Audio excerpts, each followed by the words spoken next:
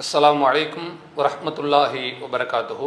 கண்ணியத்திற்குரிய சகோதர சகோதரிகளே, தமிழ்நாடு தௌஹீத் ஜமாஅத் மாநில தலைமையின் சார்பாக குர்பானி குறித்த மக்களுக்கான சந்தேகங்களை தீர்க்கும் விதமாக இந்த காணொளி தற்பொழுது வெளியிடப்படுகிறது.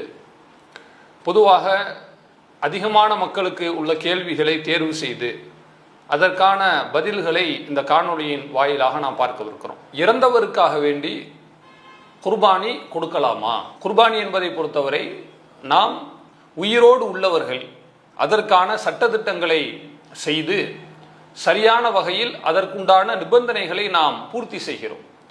இந்த ஒன்றே போதுமானது நாம் இறந்தவர்கள் சார்பில் குர்பானி கொடுக்கலாமா என்பதற்கு. இருந்தாலும் ஹதீஸ் ஆதாரங்களோடு இதை பார்ப்பது சிறந்தது என்கிற அடிப்படையில் அதை நாம் பார்க்கலாம்.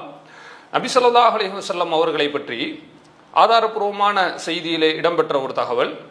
ஜாபீர் ரலியல்லாஹு அன்ஹு அவர்கள் கூறுகிறார்கள், ரஅய்து நபிய ஸல்லல்லாஹு அலைஹி வஸல்லம் யர்மி அலா ராஹிலத்தி யௌமன் நஹர், அதாவது ஹஜ் பெருநாளுடைய தினத்திலே தன்னுடைய வாகனத்தின் மீது அல்லாஹுடைய தூதர் அவர்கள் சென்று கொண்டிருந்தார்கள்.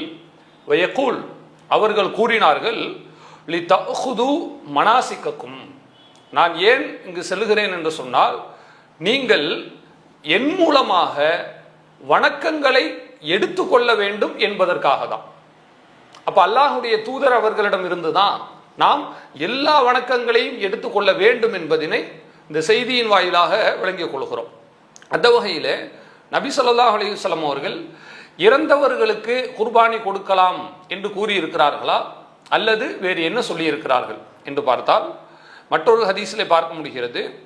உம்மு சலமா ரலியல்லாஹு அன்ஹா அவர்கள் அறிவிக்கிறார்கள், கால ரசூலுல்லாஹி ஸல்லல்லாஹு அலைஹி வஸல்லம், அல்லாஹ்வுடைய தூதர் கூறினார்கள், மன் கான லஹு ஸிபுஹுன் யذبஹு, யார் அறுக்கிற அளவில் ஒரு பிராணியை வைத்திருக்கிறாரோ, ஃபஇதா உஹில்ல ஹிலாலு ஸில்ஹிஜ்ஜா, துல்ஹஜ் மாதத்தினுடைய பிறையையும் அவர் பார்த்து விட்டார் என்று சொன்னால் அந்த நேரத்திலே ஃபலா யஅஹுதுன மின் ஷஅரிஹி வலா மின் அல்ஃபாரிஹி ஷையா, அவர் தன்னுடைய நகத்திலிருந்தோ அல்லது முடியிலிருந்தோ எந்த ஒன்றையும் அவர் வெட்டிவிட வேண்டாம்.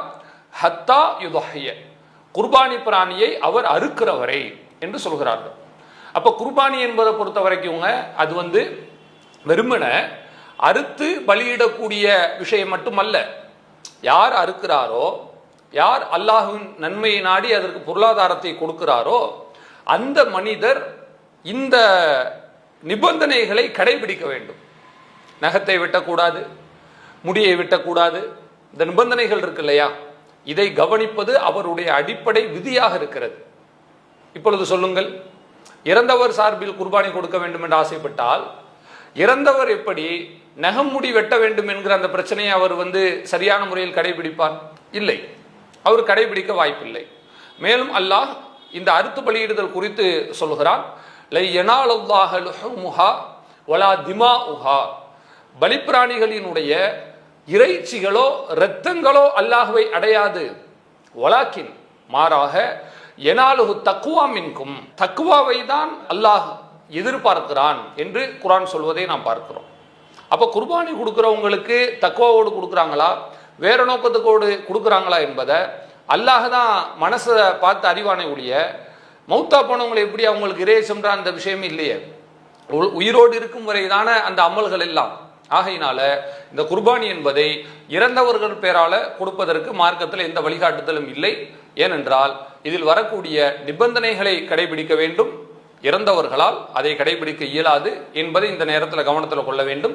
நபி ஸல்லல்லாஹு அலைஹி வஸல்லம் அவர்களும் இறந்தவர்கள் பேரால் குர்பானி என்கிற ஒரு வழிமுறை நமக்கு காட்டித்தரவில்லை. எனவே அதை நாம் தவிர்த்து கொள்ள வேண்டும். ஆனால் யாராவது தன்னுடைய இறந்துவிட்ட பெற்றோர் அல்லது உறவினர் அவர்கள் சார்பாக நீங்கள் ஏழை மக்களுக்கு அறுத்து விநியோகம் செய்ய வேண்டும் என்று விரும்பினீர்களே ஆனால் குர்பானியை விட்டு விடுங்கள். தர்மம் செய்வதற்கு மார்க்கத்தில் அனுமதி உண்டு. பொதுவான தர்மம் இருக்கு இல்லையா, அந்த தர்மத்தை நீங்கள் செய்து அதன் மூலம் அவர்களுக்கு நன்மையை நீங்கள் சேர்ப்பிப்பதற்கு மார்க்கத்தில் ஒரு வழிகாட்டுதல் இருக்கிறது. எனவே தர்மம் செய்து நன்மை அதிகமாக சேர்த்துக்கொள்ளலாமே ஒழிய குர்பானி என்கிற விஷயத்தை மக்கள் யாரும் செய்துவிட வேண்டாம் என்பதையும் தெரிவித்துக் கொள்கிறோம். அல்லாஹு அக்பர், அல்லாஹு அக்பர்.